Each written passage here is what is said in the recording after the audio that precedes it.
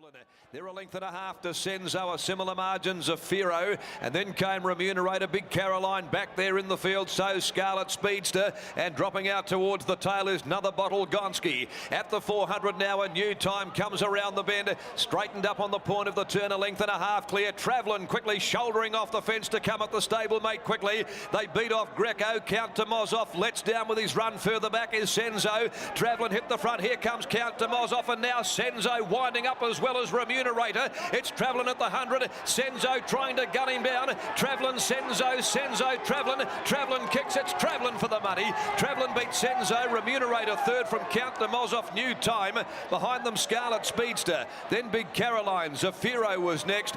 Greco dropped out from the home corner, and well beaten behind them. Back last of all is Another Bottle Gonski. Five's the winner, Travelin. Double for Freddie Kersley. Good ride, positive there.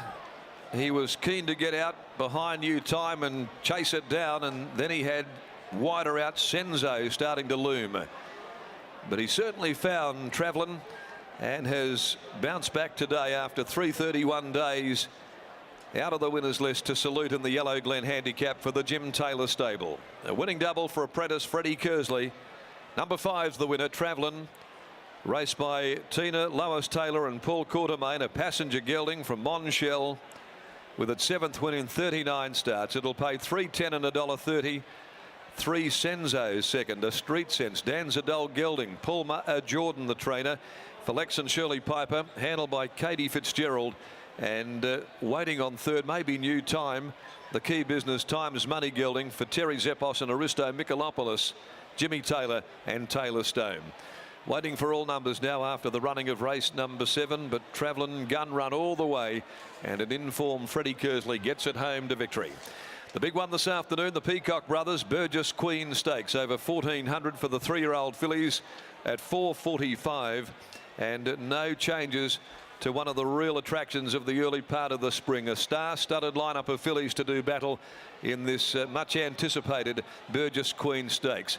In the meantime, Gareth Hall is about to join us. Let's go back down into the yard, and with the winning trainer Jimmy Taylor, who held all of the aces at the top of the straight.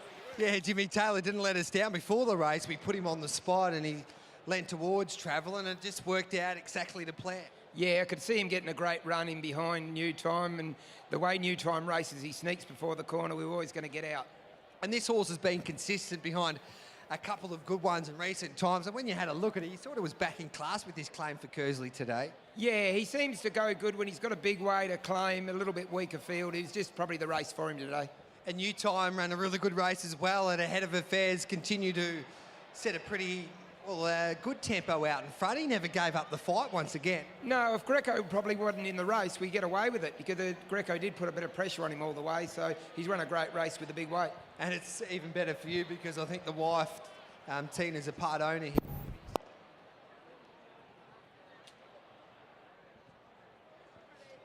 A fantastic performance by the 5, Travelin there. Jimmy Taylor pretty happy with this result.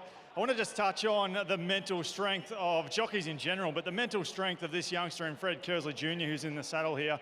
Don't want to harp on it, but he touched on it in our post-race interview before that he'd received a suspension earlier in the day, and to have the mental strength to put that to one side and then come out and ride a race-to-race double, and particularly in regards to that 10 out of 10 ride we just witnessed there from the 5, on the 5, Travelin, was something superb. He is absolutely flying at the moment. We certainly spruiked this horse, as did Jim prior to the race, and he's got the job done. An even effort from the 3 and New Time as well. We'll catch up with Freddie really quickly. Made a super performance from you again, and the horse was right there with you.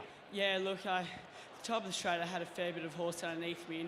In running, he was always just travelling comfortably and better than the stablemate that we were following. But on straightening, we just got the perfect splits, and he really put his heart on the line. I just want to get a jockey's perspective from you as well. We're getting later into the day now, and with this heat that's been around pretty much all day, how difficult has it been for you, and speaking on behalf of a few of the other boys and girls as well, how tough can it get out there? Yeah, well, having 7 rides in a row today isn't as glamorous as it looks, but yeah, it is quite tough on all the horses and especially the riders.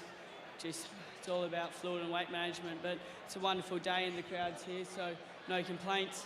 We appreciate you putting on a show. Well done. Yeah, thank you. Fred Kersley Jr., a brilliant young rider, pretty well-spoken young fella as well too. I want to just touch as well on the ride aboard Senso.